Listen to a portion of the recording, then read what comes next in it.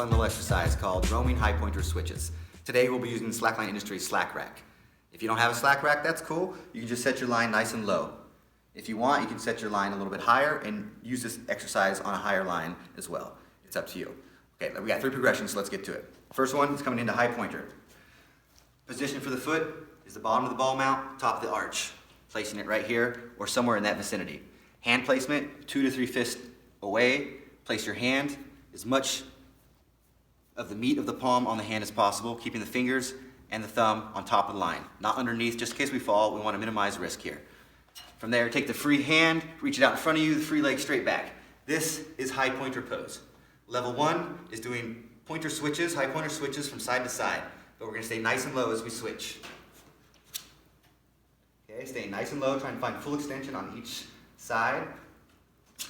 That would be considered 1. Okay, 5 on each side. Staying nice and low. Finding full extension. Breathing in, finding a drishti point. That's considered 2. Okay, 1 more. Just for demo. Okay, moving on.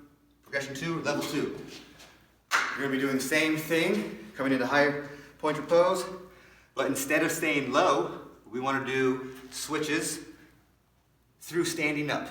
So, starting in high pointer, coming to a full standing position, and then coming back to pointer on the other side. The goal is to do 5 on each side, just like in progression 1. Standing all the way up in between. Standing up. Coming down. 5 on each side. You get the idea. Okay?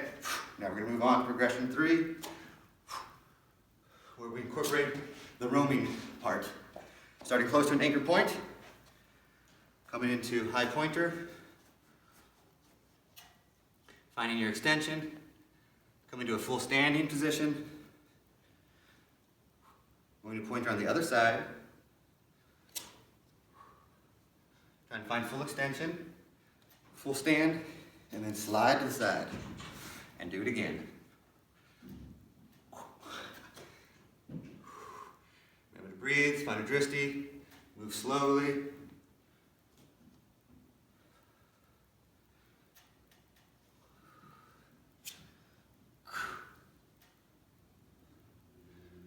Up and slide to the side. So for progression 3, the goal is to go all the way across the slack rack and slack line, and then go all the way back. That way you're sliding both directions. You want to keep it even on both sides of the body.